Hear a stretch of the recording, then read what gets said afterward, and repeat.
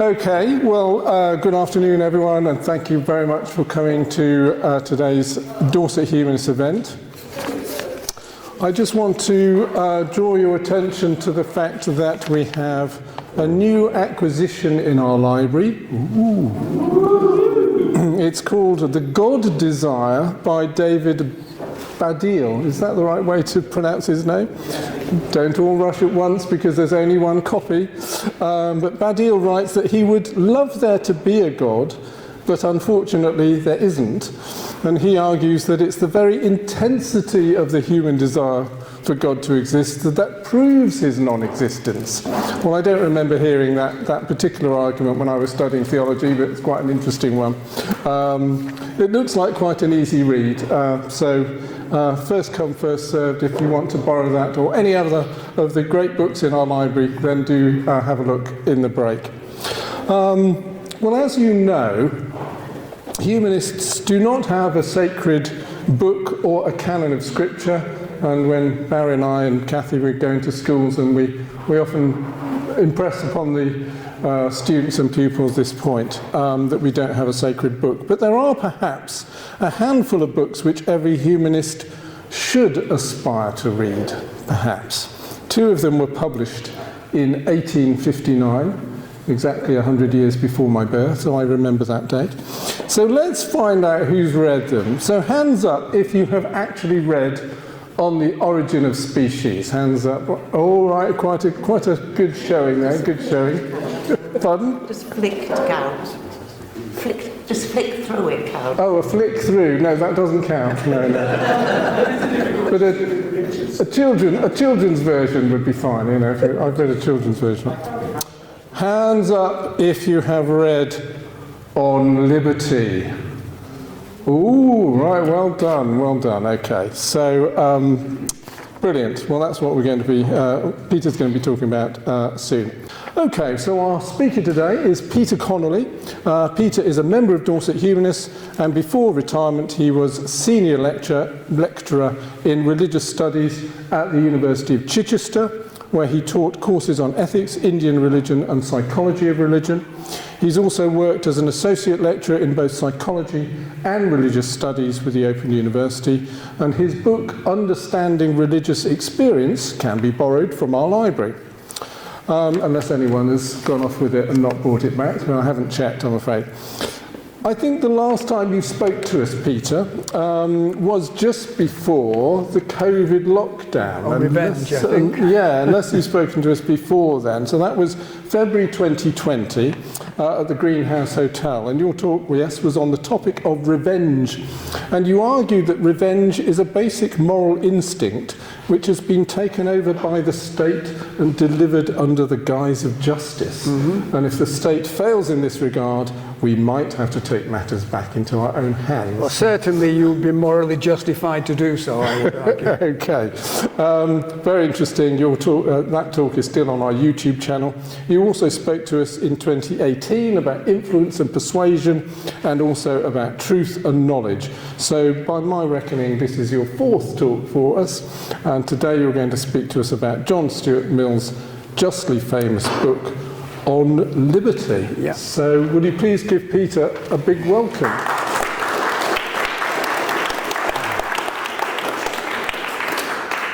Good afternoon, everyone. I read my talk to my wife yesterday to see how long it would take me. Is this working okay? I think maybe Phil, we might need a bit more volume. Can you talk? Yes. Is that okay now? I can hear it better. Yeah. And she said, "Why are you spending all this detailed comment on this book by John Stuart Mill?" And I said, well, if you read anything in political philosophy or ethics, John Stuart Mill's ideas are coming up all the time. And she was kind of partly persuaded, and then I quoted from this book, which is A History of Free Speech, The First Freedom, which I think is also the first freedom that autocratic regimes seek to abolish. And in there, at the end of his chapter on John Stuart Mill, he writes, "For all its flaws, On Liberty stands as the preeminent statement in defense of free speech ever written." I think that in itself is enough of a warrant for talking about it on many occasions. Here I'll just offer a brief overview of the work as a whole, homing in on chapters 2 and 3, where he makes a case for free speech and what he calls experiments on living. In this short work of 5 chapters, first published in 1859, John Stuart Mill seeks to set out the nature and limits of the power which can be legitimately exercised by society over the individual. Chapter 1. After a brief comment on the ways in which people have grappled with the issue of social regulation, he makes the point that even when government is identical with the people, those who exercise the power are not always the same as those over whom it is exercised. That's the case in our society at the moment. The government could pass laws that regulate us, and although we might have voted them in or not, we are the recipients of their decisions. So safeguards are needed to protect minorities from what Mill calls the tyranny of the majority. This applies not just to the exercise of blunt coercion, but also to what he calls the tyranny of prevailing opinion and feeling, which can restrict the formation of any individuality that is not in keeping with its own values. So where is the line to be drawn between what society can legitimately impose on an individual and what it cannot? For Mill, the fundamental principle that should guide the drawing of such a line is what has come to be known as the harm principle, which is that the only purpose for which power can be rightfully exercised over any member of a civilized community against his will is to prevent harm to others. His own good, either physical or moral, is not a sufficient warrant. This principle is seen by Mill as ultimately justified by considerations of utility. A utility that is grounded, quote, on the permanent interests of man as a progressive being. We may note that at the time he was writing, there was this extensive notion in European society that we were progressing. Humanity was learning more about itself, learning more about the natural world, and creating institutions that furthered human happiness, which is what the aim of utilitarian thinking is all about. By way of explicating his harm principle further, he identifies 3 areas that constitute the appropriate region of human liberty. First, liberty of thought and feeling, absolute freedom of opinion and sentiment in all subjects, practical or speculative, scientific, moral or theological, including publishing such views, opinions, etc. That's the first. Second, framing the plan of our lives to suit our own characters. And thirdly, meeting with others for any purpose that does not involve harm to others. So that's a pretty wide-ranging notion of what individual freedom should embrace. Chapter 2, on the liberty of thought and discussion. In this chapter, Mill seeks to defend 4 reasons for thinking that allowing diversity of opinion is ultimately beneficial for civilized societies. They are summarized at the end of the chapter, though they are less clearly delineated in the body of the text. Nigel Warburton calls them 1. The infallibility argument, 2. The partly true argument, 3, the dead dogma argument, and 4, the link with action argument. Mill also, at the end of the chapter, addresses those who say that the free expression of all opinions should be permitted on condition that the manner be temperate and do not pass the bounds of fair discussion. Mill seems to regard this latter claim as somewhat duplicitous, as people whose views are attacked and find adequate answers hard to come by are likely to call their critics intemperate. Moreover, in the debates of his day, Mill noticed that the use of such devices such as invective, sarcasm and the like tended to be described as honest zeal and righteous indignation, that is, euphemism, when employed in support of prevailing opinion, and as morally culpable, that is, hyperbole, when employed by its critics. For Mill, the government has no business in restraining the use of such devices, and if it did, it would be more necessary to employ the law for restraining the advocates of prevailing opinion than those of contrary ones. The infallibility argument. There is the greatest difference between presuming an opinion to be true, because with every opportunity for contesting it, it has not been refuted, and assuming its truth for the purpose of not permitting its refutation.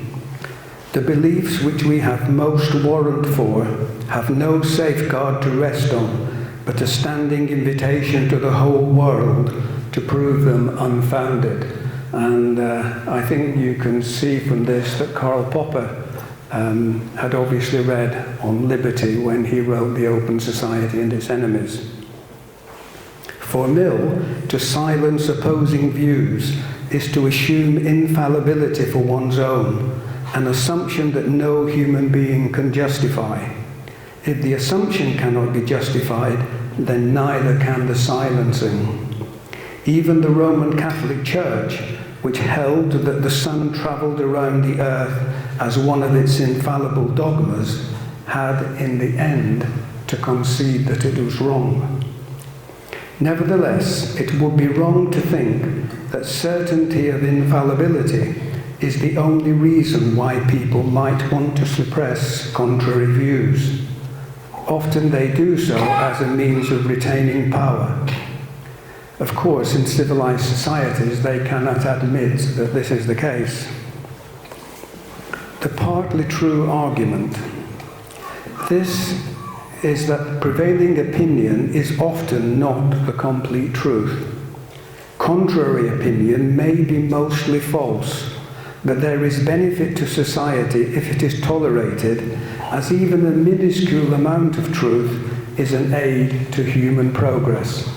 And I think this applies to what's often called misinformation and the desire to close it down.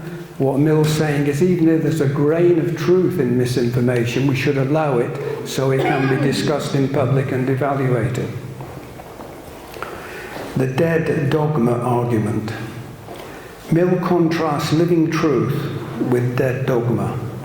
And for him, what distinguishes them is essentially justification. Even if a belief is true, argues Mill, unless the person who holds it has some idea of why it is true and how it is superior to other views, then that person does not know the truth as a rational being. Rather, he or she holds it as a superstition. Becoming acquainted with the arguments presented by holders of different views is, for Mill, the best way to ensure that a truth stays alive. So important is this, he claims, that if genuine opponents cannot be found, it is essential to imagine them and supply them with the strongest arguments which the most skillful devil's advocate can conjure up. In the course of developing this argument, Mill comments on how, when beliefs are minority views and struggling against persecution, they are often at their most vigorous. They must confront criticism on a daily basis. And one of Mill's critics, Fitzjames Stevens, latched on to this and argued that it led to a consequence that Mill would not accept, which was that persecution is what keeps truths alive. The problem with this reductio ad absurdum argument is that Mill does not need the persecution scenario to develop his case. All he requires is that knowing a truth to be a truth demands some kind of justification, and that the best way to provide this is to be confronted with genuine alternatives. The link with action argument. This argument is developed as a subsection within the dead dogma argument. Mill draws attention to the hypocrisy of Christians who profess beliefs they rarely, if ever, act upon. He states, "They do believe them, as people have always believed what they have heard lauded and never discussed. But in the sense of that living belief which regulates conduct, they believe these doctrines just up to the point to which it is usual to act upon them." And I couldn't resist at this point inserting a humorous illustration of this principle of accepting ideas that you never act upon. This is taken from the Jewish and Christian scriptures, where there are many principles that are supposedly inspired by the Word of God, but which believers in those faiths never act upon.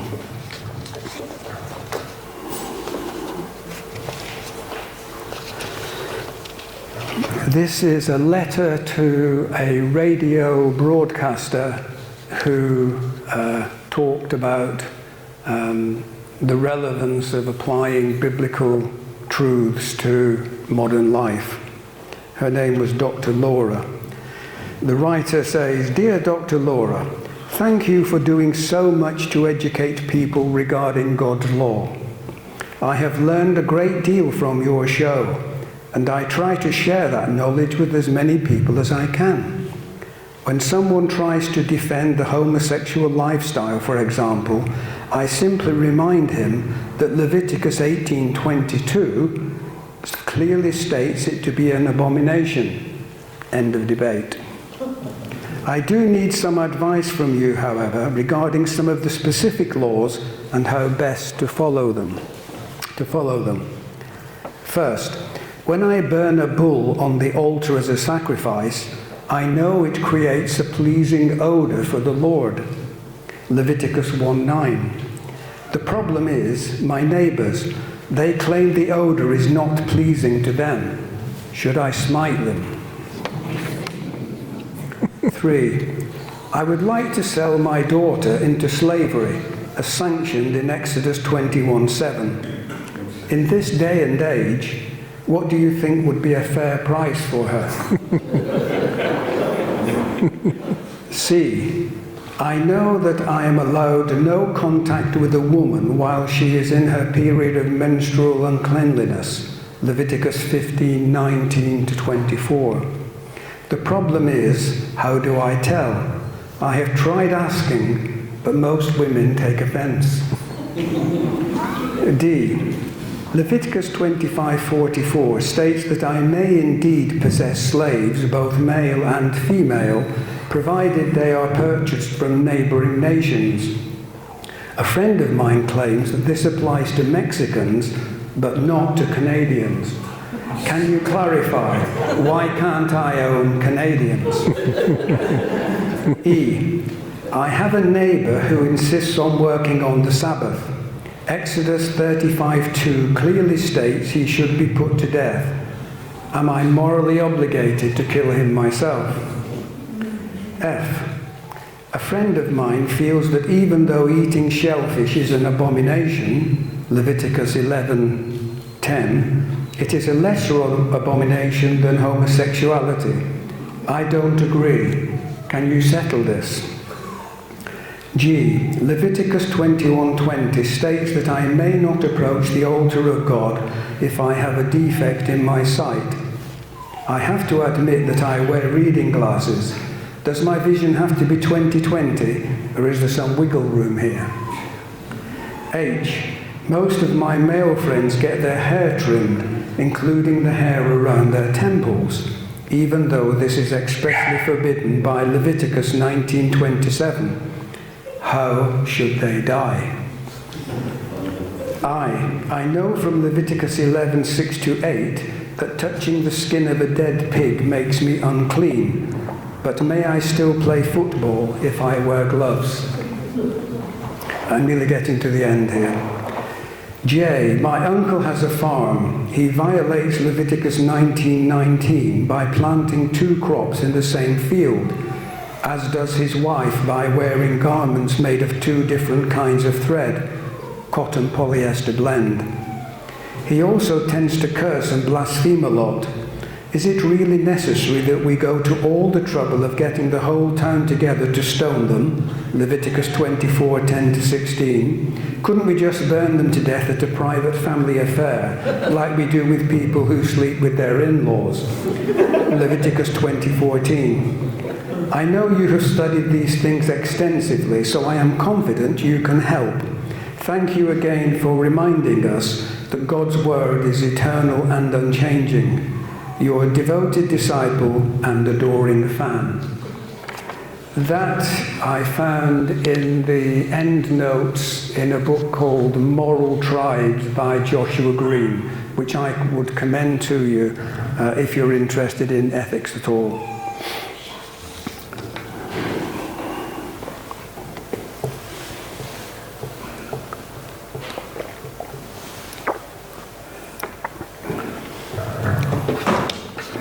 So that was an attempt at a humorous illustration of this dead dogma argument.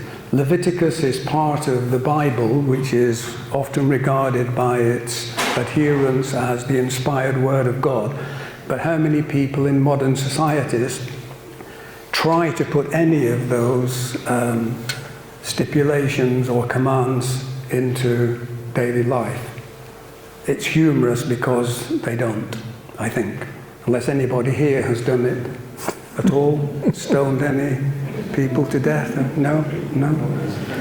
I think Lynn likes to smite her neighbours when she gets the chance, so... Okay, we'll give you a bit of slack there, David. In short, dead dogmas are dead, not least because they lack the power to initiate actions that are commensurable with them. At this point, I wish to insert something that wasn't part of my original talk, though current developments prompted me to assert that Mill's arguments are particularly relevant at the present time.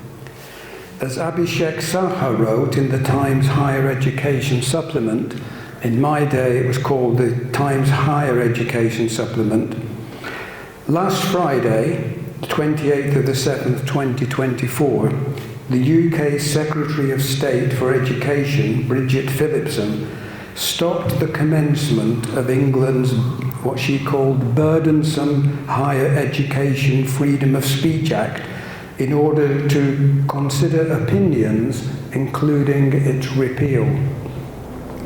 He noted that a recent investigation by Alumni for Free Speech found that universities spend over 200 times as much on equality, diversity and inclusion as on free speech protection, and asked, what does it mean for our democracy when a minister can so casually stop the commencement of legislation passed in the last Parliament? What does it mean for the regulatory state when it prioritises the appeasement of senior management in the very sectors being regulated? And what does it mean for higher education when there is, once again, no effective check on its tendency to betray its own historic purpose? That was written on the 30th of July 1924. And David, I think, referred in the bulletin he sent out to the fact that a court had recently fined Sussex University over £500,000 for not protecting the free speech of one of its academics who now is working in the United States. So that enabled me to breathe a sigh of relief, but what's coming down the track, I'm not sure, but it's something we ought to be aware of. But when I read that, I immediately joined the Free Speech Union, which defends people who are being prosecuted by the state for hate speech or something along those lines. And check out their website if you're interested in this. They have regular updates and articles by people who are engaged with the whole threat to free speech that we face in our society. This is not the only attack on free speech in contemporary Britain, but as it undermines free speech in universities, it is surely one of the worst. Mill would have been horrified by it, and I would suggest so should we. The Labour government have recently reversed their block on this bill and are offering a watered down and essentially toothless version of it that seems to be designed to deceive the public about what's happening. My own feelings about these moves were amplified when I recently read Jacob Mchangama's Free Speech, A Global History from Socrates to Social Media. I brought this along there if any of you would like to have a look at it. The penultimate chapter of that work is entitled The Free Speech Recession. It catalogues much of the rejection of free speech by various states in the last 25 years. For example, quote, in 2003, 41% of countries had a free press. By 2016, only 31% did, according to Freedom House. In terms of population, the numbers were even starker. Only 13% of the world's 7.4 billion people enjoyed free speech in 2016. While 40% lived in countries where censorship is the norm.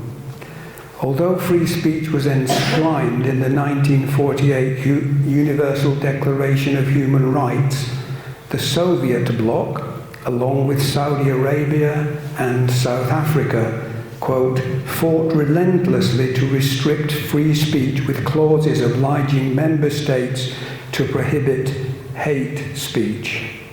Modern arguments for censorship in the democratic world are often couched in similar terms, protecting people against hate or harmful speech.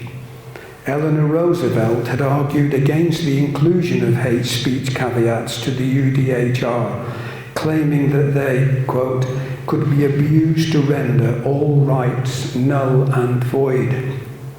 The autocracies analysed by Anne Applebaum in Autocracy Incorporated, the dictators who want to run the world, show quite clearly what an insightful warning that was.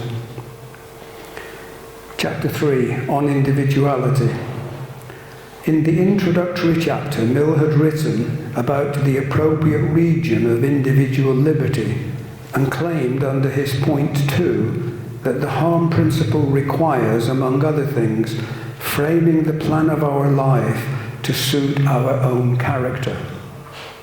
Here he elaborates that point with the discussion of what he calls experiments of living.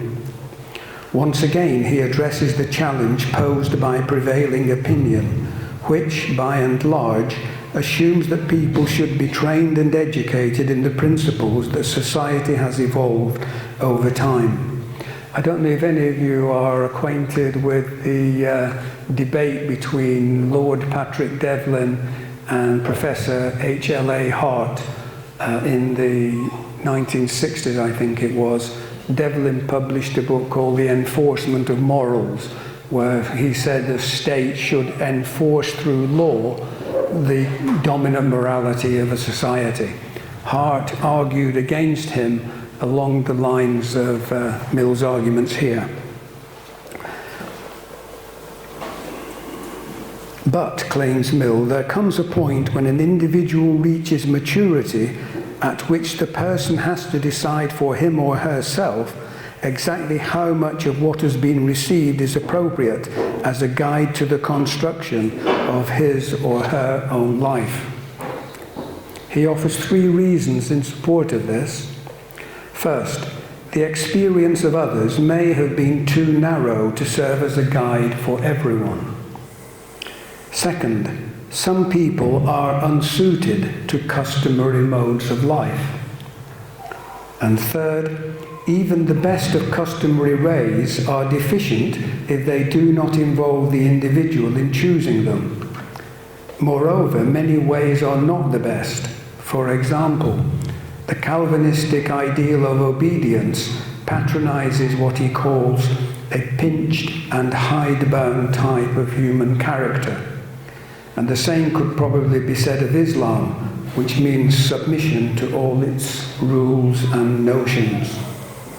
By contrast, Mill's vision of human fulfillment is expressed through the metaphor of a tree, which requires to grow and develop itself on all sides according to the tendency of the inward forces which make it a living thing. So he's talking about human personality here, that we all of us need to develop in ways that we deem appropriate for ourselves.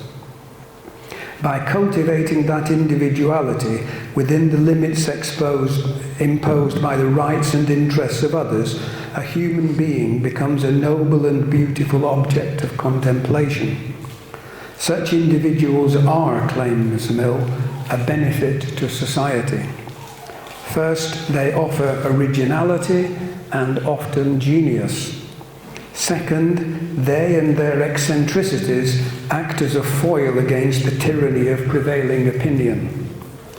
Third, the lifestyles they might adopt open up new patterns of life to be explored. And fourth, they help to keep society flexible and innovative. He compares European nations with China, which stagnated. Stagnation, claims Mill, occurs when societies repress individuality. In opposition to this, Mill argues that society's right to coerce individuals whose behaviour it disapproves of only becomes active when their conduct violates what he calls a distinct and assignable obligation to others. In support of his view, Mill comments on the fact that society has extensive control over the education of its children. Hence, if society lets any considerable number of its members grow up as mere children, incapable of being acted on by rational consideration of distant motives, society has itself to blame for the consequences. Such consequences, insofar as they relate to self-regarding actions, are what Mill calls natural penalties. And this is all that those whose behaviour elicits them should have to suffer.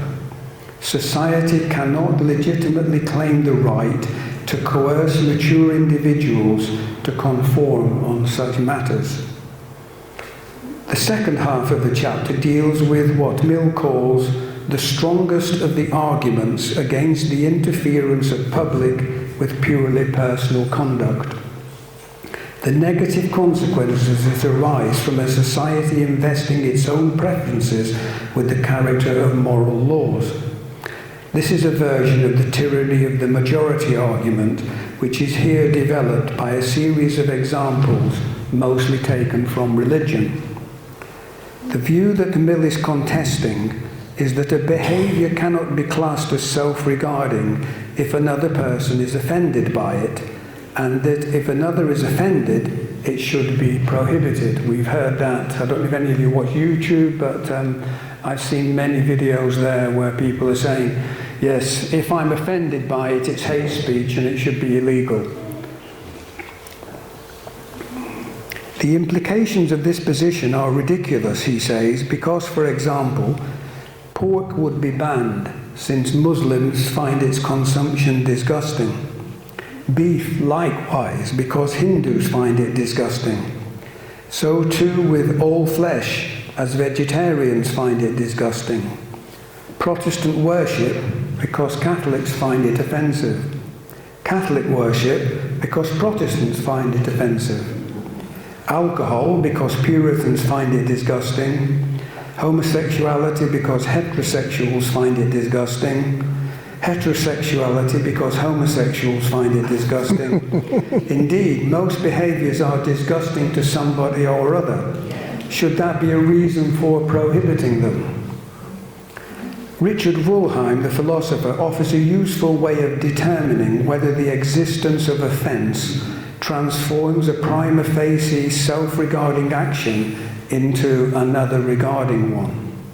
He says, if the pain or harm of the offence has no existence independently of the belief or feeling that it is wrong, such offence cannot be used as a basis for the reclassification of the action. And we find people restating this principle now. It's not my fault if you're offended. If you're offended, don't listen, don't watch, whatever it might be. Chapter 5, Applications. Mill begins this chapter by directing attention to differences within other regarding actions.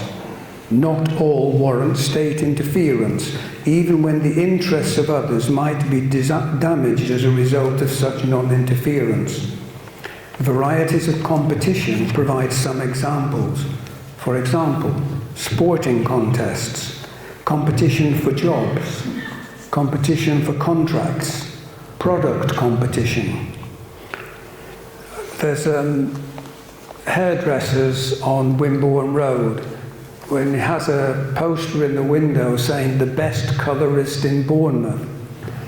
My barber says his wife, who runs a woman's hairdressing shop, says she is the best colourist in Bournemouth. So there's a good example of competing claims that are quite legitimate, and we wouldn't want to curtail them, I imagine.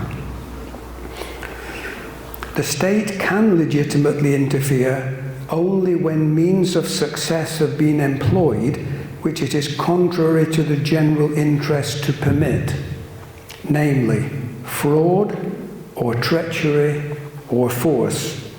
Other admissible controls include the prevention of fraud by adulteration, enforcement of sanitary precautions, and health and safety measures. Issues of crime prevention also lie on the borders of justifiable incursions into liberty. Mill uses the sale of poisons as an example and suggests a form of licensing and record keeping which will simultaneously allow their procurement and identify subsequent abusers.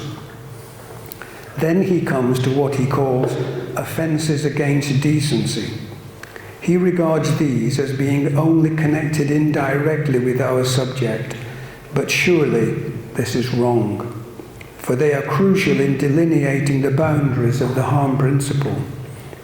In Mill's view, if a pattern of behaviour that causes widespread public offence can be pursued in private, then the general good, or the greatest happiness, let's remember he was a utilitarian, so he sought the greatest happiness for the greatest number, will probably be best served by prohibitions on its public manifestations. Jonathan Wolfe calls this his indecency policy. It is derived from the same source as the principle of liberty itself, the principle of utility, conceived in its largest sense as grounded on the permanent interests of man as a progressive being. Let's remember that he thought that humanity was in process of improving itself at the time. I still think that is the case, and if you read Steven Pinker's The Better Angels of Our Nature, there's some quite solid evidence in favour of that view, though it's highly contested in today's culture. Of greater concern for Mill is the freedom to confer with others about self-regarding actions. He argues that people should be free to consult with one another about what is fit to be done, to exchange opinions and give and receive suggestions. He also addresses the issue of withdrawal from agreements that prove to be injurious to oneself. The most extreme version of this is the case of someone who sells himself into slavery. By so doing, Mill says, he abdicates his liberty. He forgoes any future use of it beyond that single act. he therefore defeats in his own case the very purpose which is the justification of allowing him to dispose of himself. But what about doing this for a relative's benefit? Marriage provides other examples of the need to dissolve a contract that is injurious to either or both of its contractees. And I think we need to remember that divorce was illegal at the time he was writing this. I now turn to the question I raised earlier.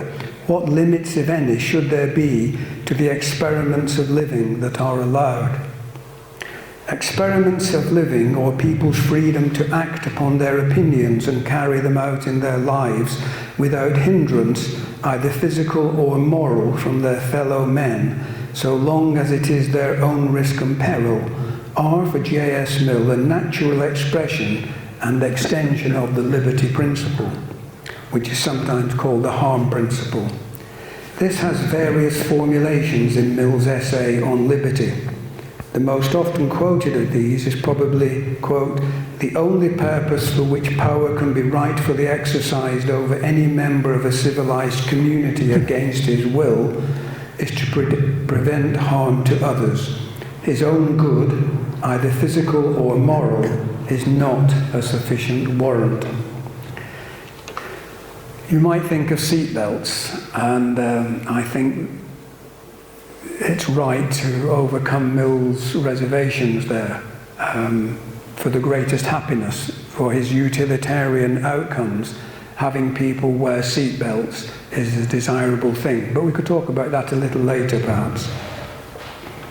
This version sets limits for the community or state within which individuals live their lives.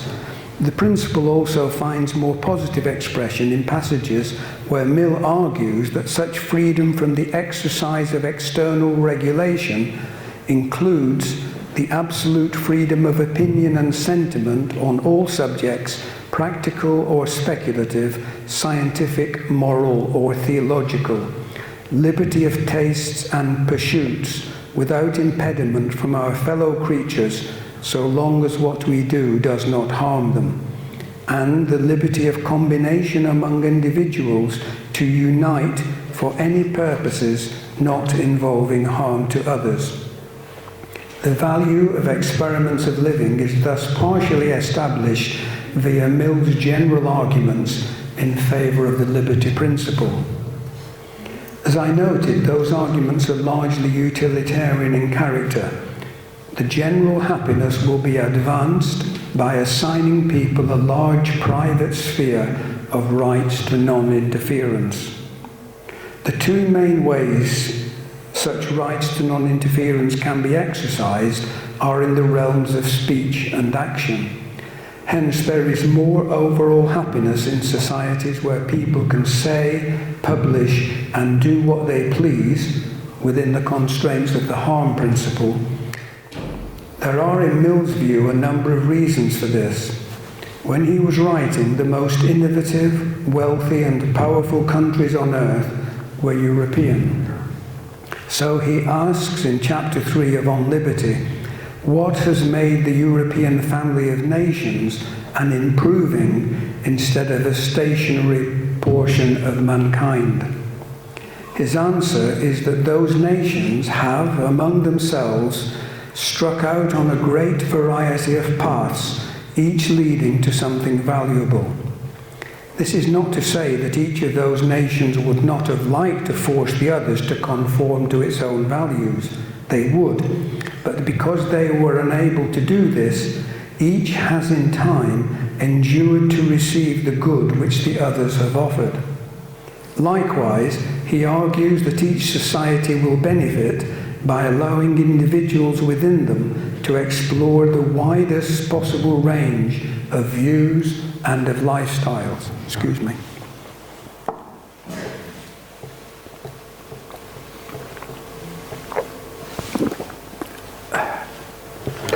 Mill acknowledges that many of these views and lifestyles may well prove to be inferior to the views and lifestyles maintained by the majority. But some will, at least in part, be improvements which then become available to others. kind of society that lacks such basic freedoms, Mill labels Calvinistic, after the Protestant Christian reformer John Calvin, who, as has been mentioned, taught that, quote, all the good of which humanity is capable is comprised in obedience. Mill emphatically rejects this as an ideal, comparing it to the compression and stunting of Chinese women's feet by binding. For him, the despotism of custom generates a standing hindrance to human advancement. Only by cultivating individuality and calling it forth within the limits imposed by the interests of others can a human being become a noble and beautiful object of contemplation. Mill supports these rather claims about the evils of enforced conformity and the benefits of freedom with a number of arguments that he develops initially in support of free speech. Warburton, as I have noted, calls these the infallibility argument, the partly true argument, and the dead dogma argument. Mankind, claims Mill, is as yet imperfect. Customary styles of life must, it follows, also be imperfect. Society cannot, therefore, legitimately impose these on all of its members, which is the infallibility parallel. Customary styles of life are the result of what experience has taught those who develop them, and may, on those grounds, have a claim to a person's deference. That is, they may contain valuable elements, the partly true parallel, but there may be people for whom they offer a less than optimum flourishing. This is the kind of argument advanced in debates about legalizing homosexual relations between consenting adults and allowing such adults to benefit, as others do, from the ability to marry.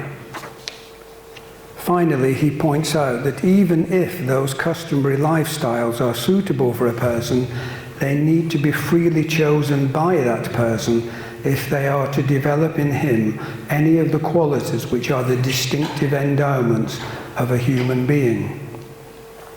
These arguments all purport to show that the individual is not best served by the imposition of conventional lifestyles. But Mill does not stop there. He also claims that by allowing individuals and groups to explore alternatives, as he himself was doing with Harriet Taylor, society as a whole could benefit. Harriet Taylor, when he first met her, was married to another man, and he started a relationship with her. Whether it was intimate or not is indeterminate, but her husband eventually died. Mill, I think, married her. She was an influence on his writing of On Liberty. He recognized her intellectual contributions, and together they wrote another influential book called The Subjugation of Women. That's quite a short volume as well, and I would commend it to anyone interested in equality between the sexes.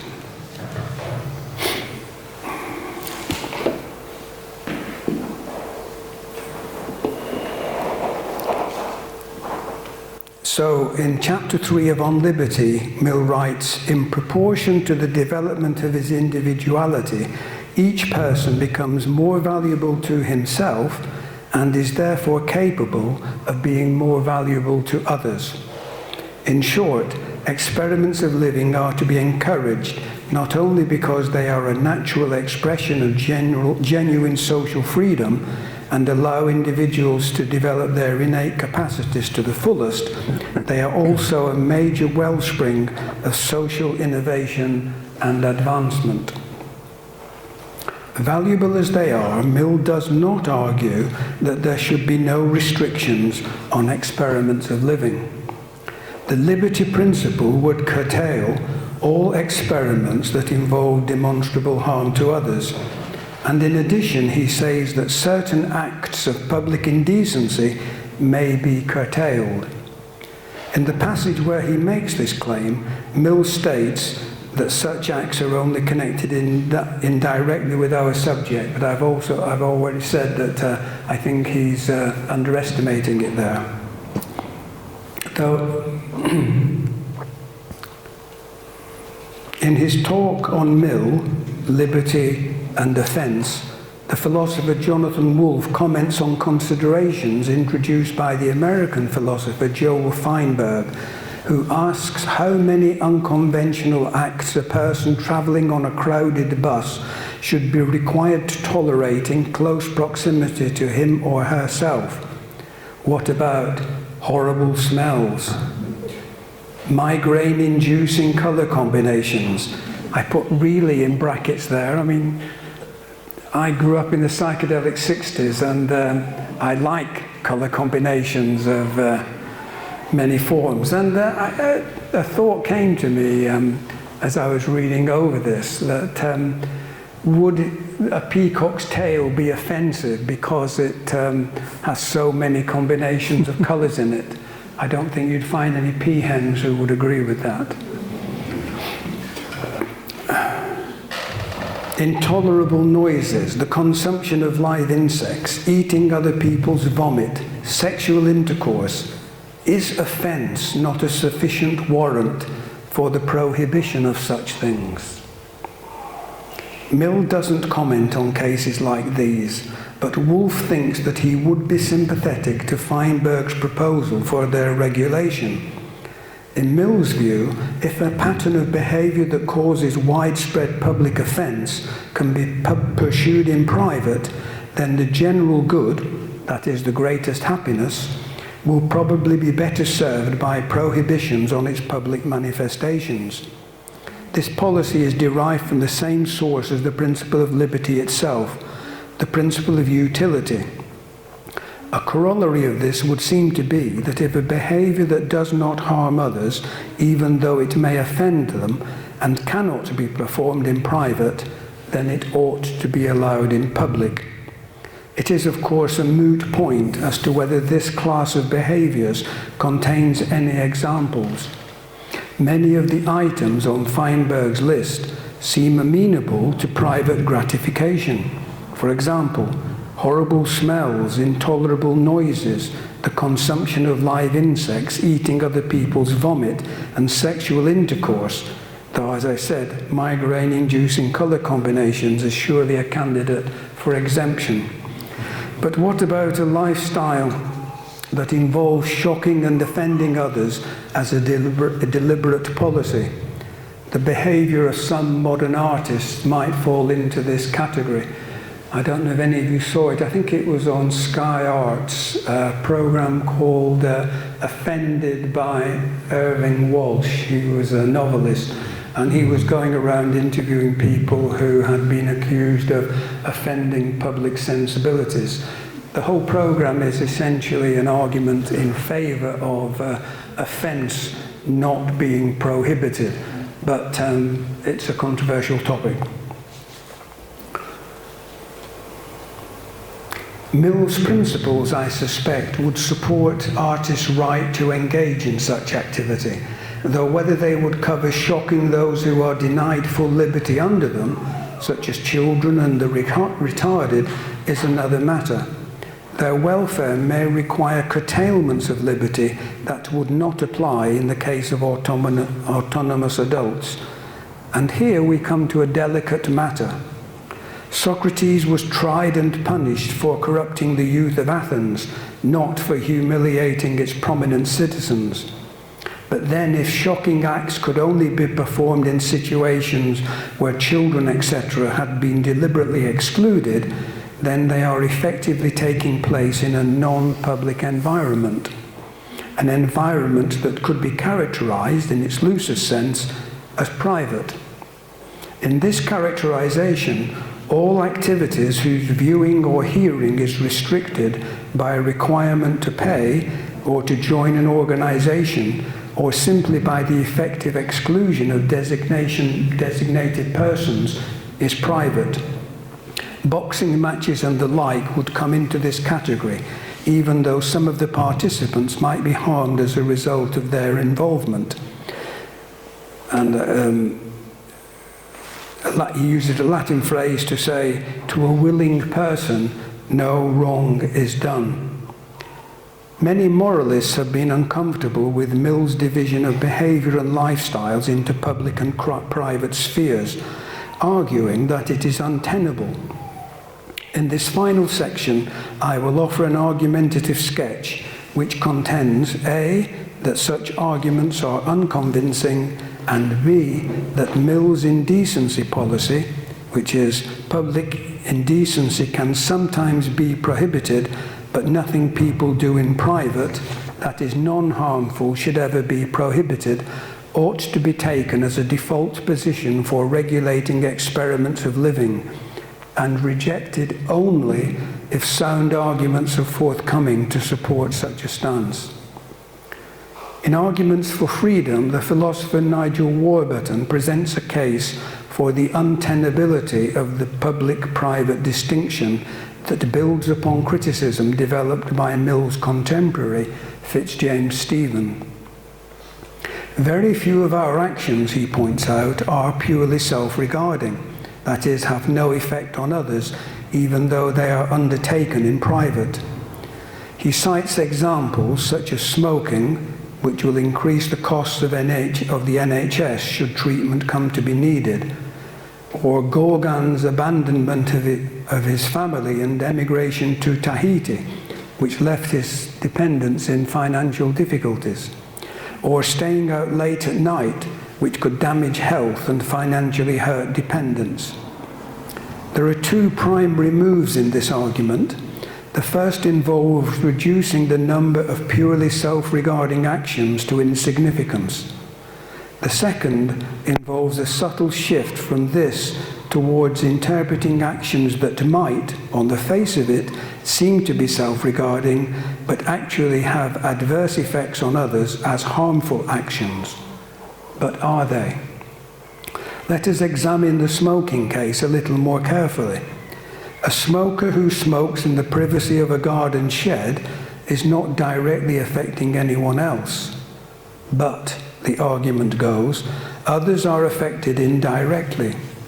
His family might be adversely affected by the cost of the smoker's cigarettes, or the possibility of premature illness caused by smoking.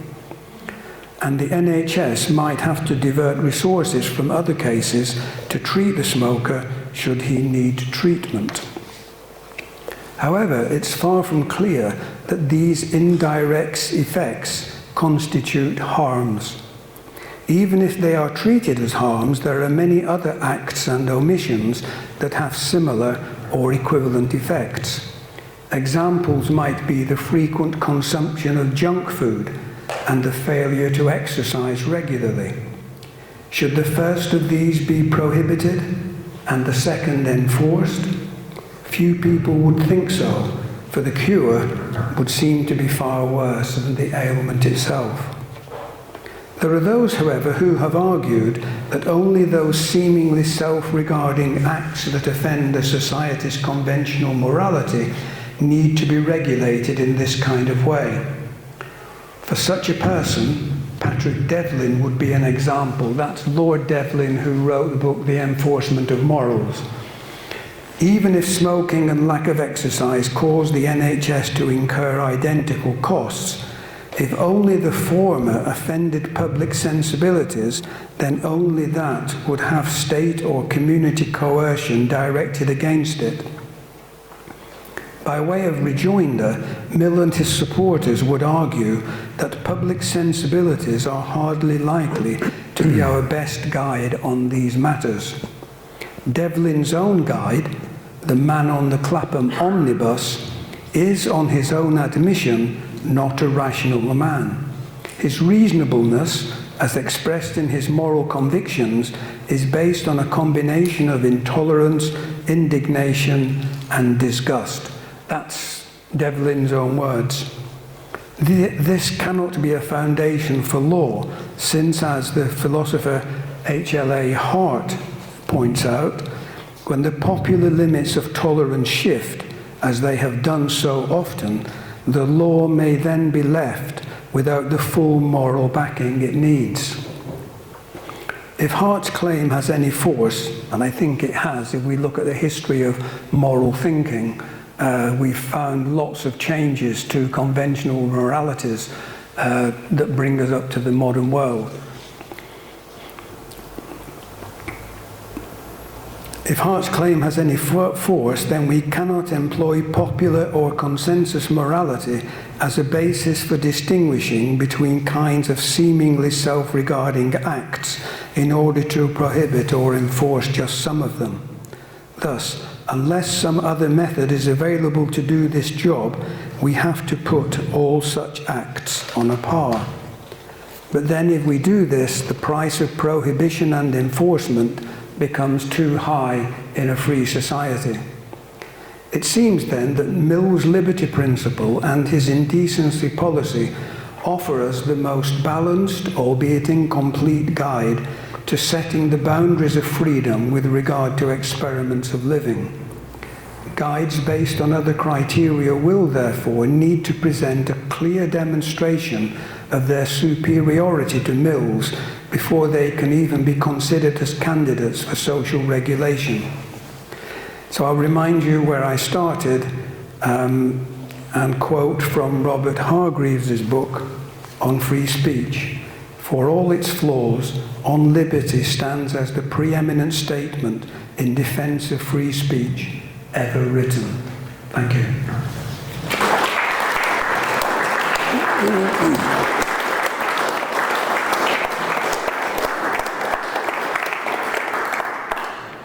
Thank you very much, Peter. Okay, so we've got 25 minutes now for some questions and discussion, and we've got time after the break as well. So, 3 quick ground rules. Please do not speak unless I have given you the microphone, and hold it steadily in front of your mouth as I'm demonstrating.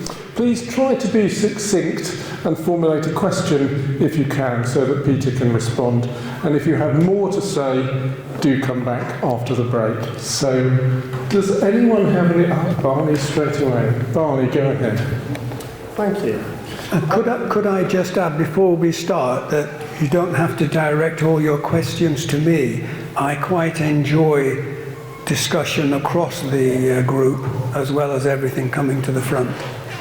We've had some really nice academic arguments, but I think that we've been avoiding some very modern, particularly thorny issues. And I'm really thinking of Kathleen Stock with her comments on transgender. Yeah. And we've heard that things that are offensive to the majority of the public, but should perhaps be forbidden.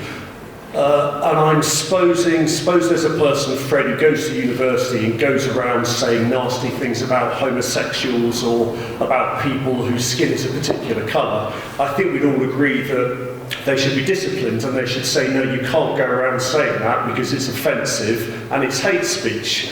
But how about if people go around saying, well, I think there's only 2 genders, there's male and female, and that's it?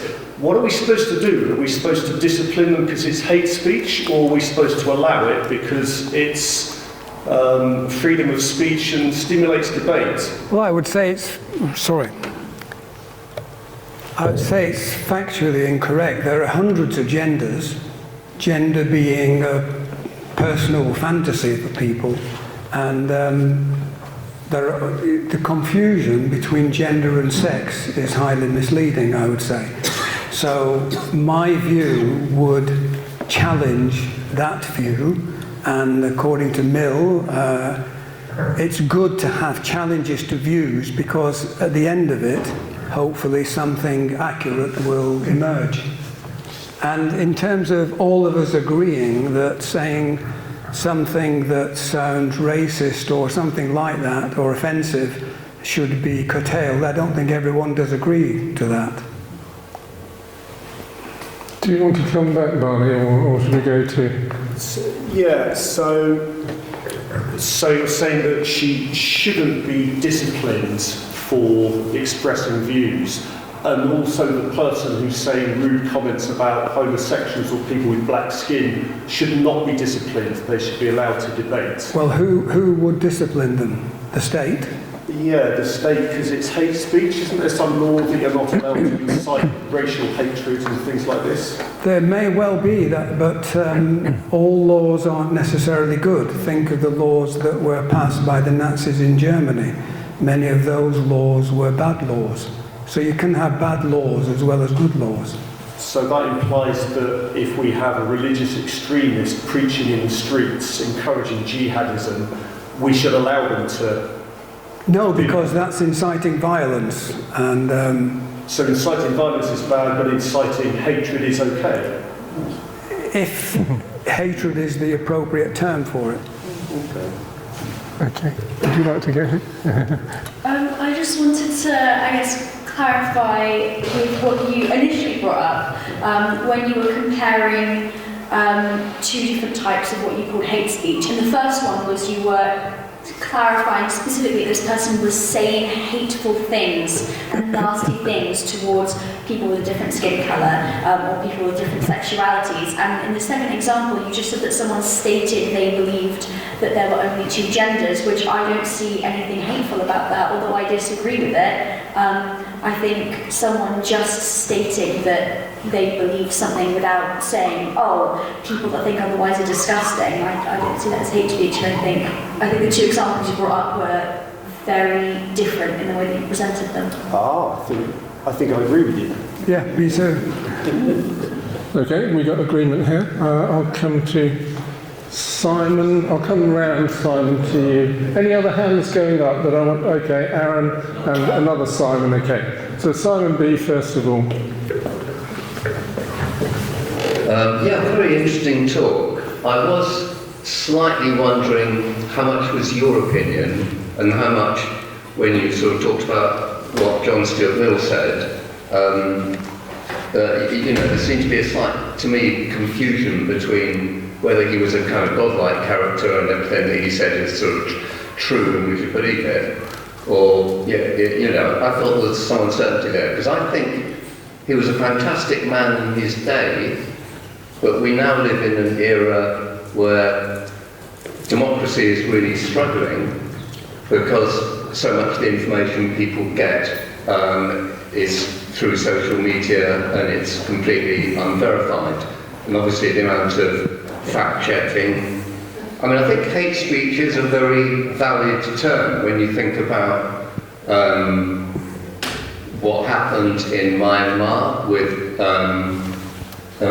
kind of essentially genocidal attacks on the Muslims there. Other countries in Africa where unlimited or unstrictly moderated social media platforms have led to very extensive bloodshed. Rwanda will be a good example. Something to you, Peter, and that is this: that broadly, I'll put it to you as a theory, that right-wing governments representing ultimately accumulated wealth and power, and in a world where there's increasing inequality, right-wing governments under democratic conditions are still able to get regularly elected by much poorer sections of the population by creating division between the different bits of the poorer elements of society, by making people quite paranoid about immigrants or people with different religions or other sections. And given the power of the big tech companies and the erosion of traditional media and gatekeepers of fact, what is fact rather than opinion, I will put it to you that free speech in a kind of American concept as being the ultimate freedom is in fact very, very harmful. And once all these right-wing governments get in, look how quickly they shut down the remaining free press, the judiciary, other elements of a proper liberal democracy. Thank you. Well, you brought up a real mixed stew of different factors that play out in different ways, but the right-wing governments that you're talking about, insofar as they curtail free speech, and it's well documented. Particularly, I mentioned Anne Applebaum's book, Autocracies Incorporated. Mill wouldn't agree with those, I don't agree with those, and I would argue that humanists who should, I would say, be in favour of maximising free speech should also be against it. Now, as you started speaking, I was wondering if you were going to come to the conclusion that we should therefore throw all our copies of On Liberty away because it's no longer relevant. My argument here is my own argument. I'm not just repeating what Mill says, though I've tried to be faithful to what he says. I just lost my thread. But anyway, I think we should hold on to some of these classic works like Mill's if we want to create robust arguments and hopefully preserve free speech. I don't see it as the kind of danger that you think it is. You seem to see it as, if I misunderstood you, correct me, as a feature of right-wing governments that they would want to promote free speech. I'm not sure about that. I think if you look at Zablitsky, two authors, one of them was Daniel Zablitsky, called How Democracies Die. One of the things they argue in that book is that free speech is curtailed. So I don't really see right-wing governments promoting free speech as undermining democracy. Okay, there are quite a few people waiting, Simon, so... I think you want to come back though, don't you? Yeah, could you come back after the break, Simon, to continue, because we've got a number of people waiting. Well, what are the days? Okay, Simon Whipple, and Barry, I'll get to you, and John. Thank you. I'm more talking about your title of the talk, how much power should society have over us? And you essentially said that only where there is universal distaste for what someone's doing will society have that power. No, only when there is potential harm. So if you're inciting violence, even though it's only speech, if I'm saying to you, why don't you thump him in the face, then that would be curtailed by the law. Well, I'm looking more at cases, and the three cases I'll cite, two of which have already occurred, where there is considerable coercion by the state, but it's generally being regarded as beneficial. The first was rationing in the Second World War, which actually, clearly it wasn't entirely followed. There was a black market, even in Britain, but by and large, people had limited food supplies, were curtailed so that everybody had enough, and indeed, apparently poor people had the best diet they'd had for generations. Secondly is during COVID, where by and large people accepted the very considerable restraints on individual liberty, which meant that we controlled what could have been a very devastating plague, and instead we became a considerable inconvenience, but very few people as a percentage of the population died as a result, because we enforced lockdown. And the third one, could you be more specific? If I can put the third example, which is for instance, we now have a situation where, because of individual liberty, no government is able to take the action that is necessary to cut our carbon footprints, whereas actually it is only by universal worldwide action that we can possibly meet the 2050 net zero targets. And in fact, there it is the Chinese who we should look to, because they have less individual liberty, as the possible leaders in reaching net zero. So, in particular with that last suggestion, are you sure that whether John Stuart Mill would actually still hold by his ruling? I think he would. China, we know, is producing solar panels using coal energy and selling them to Europeans who are pursuing net zero. So perhaps we should be protesting outside the Chinese embassy rather than holding them up as exemplars. But you said few people died as a result of COVID. Can you put a number on that?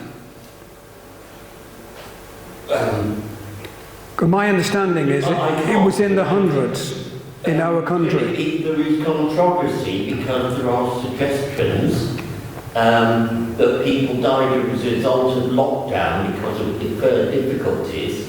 However, and I don't know the number of people who died directly from COVID. So it could be few, it could be many. We're still awaiting for the report, I believe. Okay, so then you can't use it as an example against... I think you can, because the government... I'm one of these strange people who believes the government are generally taking the right decisions on our behalf. If they decided for lockdown to save lives, then, subject to a report saying that was a complete failure, I tend to go along with it. Well, I mean, people make various kind of views, and we need evidence to make judgments. I think it's a variation of the seatbelt issue, where I said that I think Mill got it wrong there. But that's because we have information about the benefits of compelling people to wear seatbelts. Now, whether these compulsions that you refer to were harmful or beneficial, it doesn't really matter what people believe. It's what the facts show us, and by your own admission, we don't have the facts yet. I think that's unfair, because we have the government employ people who can make predictions. They may get it wrong at times, but we shouldn't just say, oh, we don't know. I heard someone on the radio some time ago, a strict libertarian, saying we haven't had climate change yet, so it might not be the case. Well, it's come along now.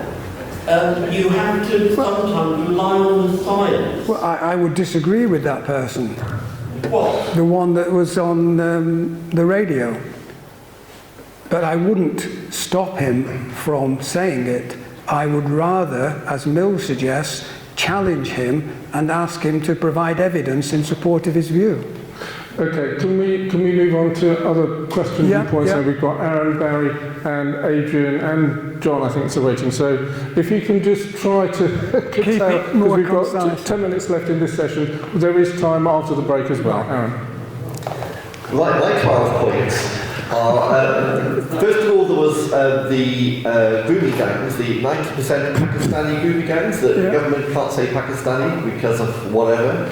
And I was called racist this week on social media because they put a picture of a doll, a police officer doll with all the kit, and he was a brown doll from Dorset Police. And I said, well, it's 97.8% white of a population in Dorset. Is this correct? Is this a majority representation or virtual signalling? I was attacked. And back to the toilets. Are male and female toilets male and female gender toilets, or are they male and female sex toilets? In which case, should we just have a penis room and a vagina room and then just cut out the confusion? On the toilets thing, I'm quite clear that the male and female designations refer to sex. As I mentioned earlier, I think gender has been confused with sex, and there are hundreds of genders because it's a personal fantasy.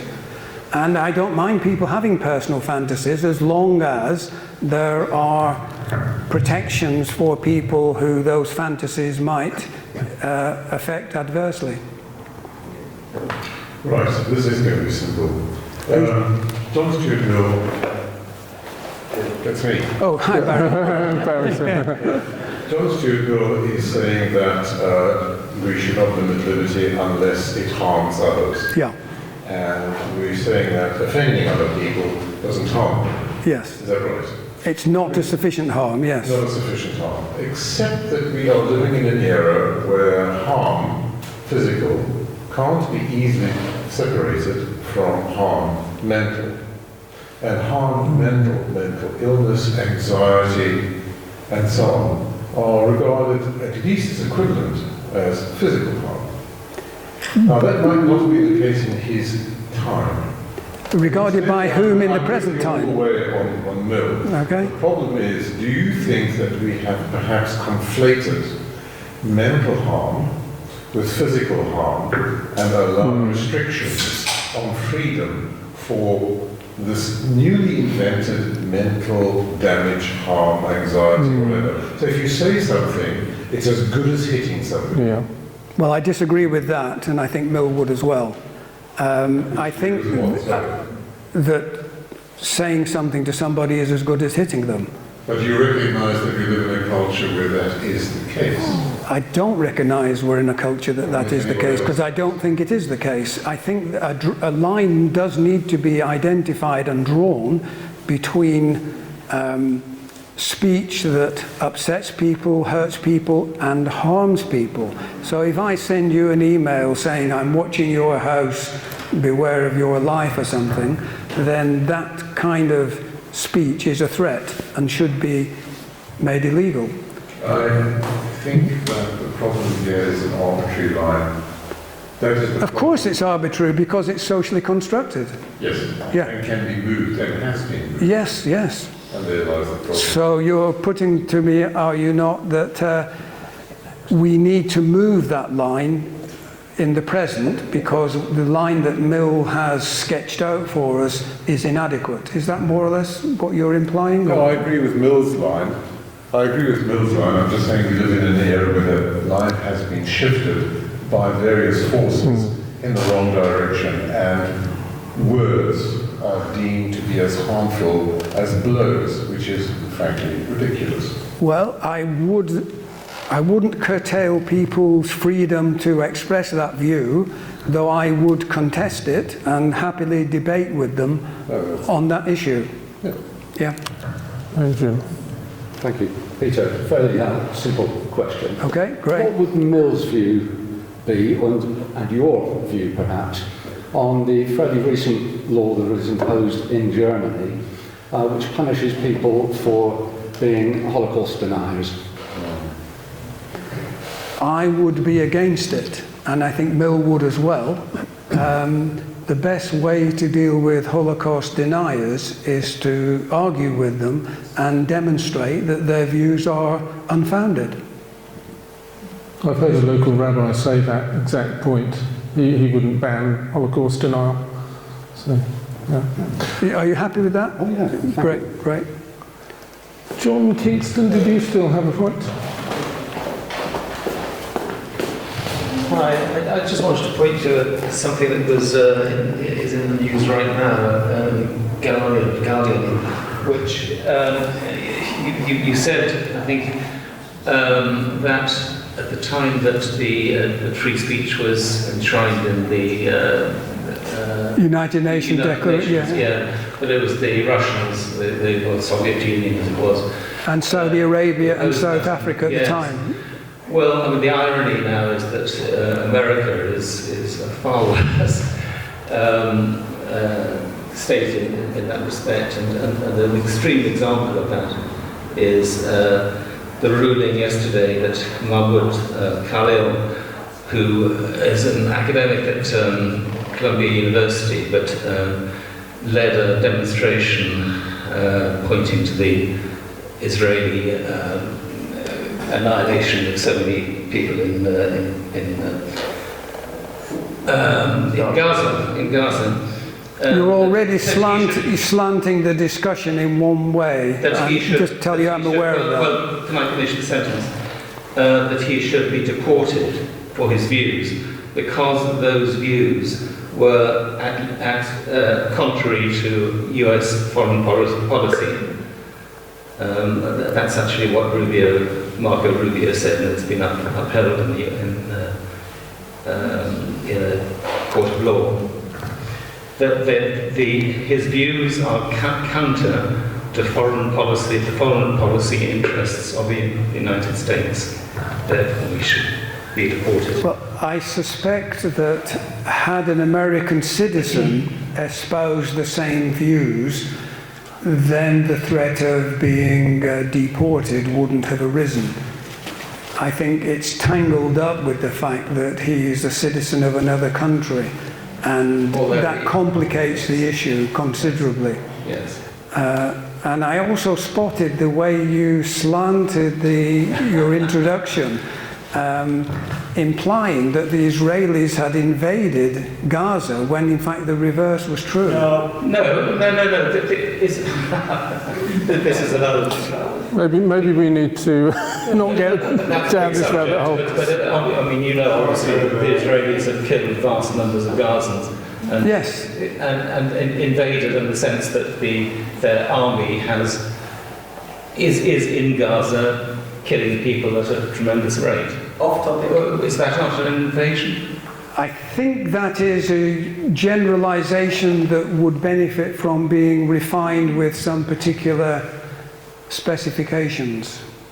John, if we can curtail it there. Okay, thank you very much. I'm just going to make a few more announcements, then we'll have a little break and we can come back afterwards. But please give Peter another big round of applause.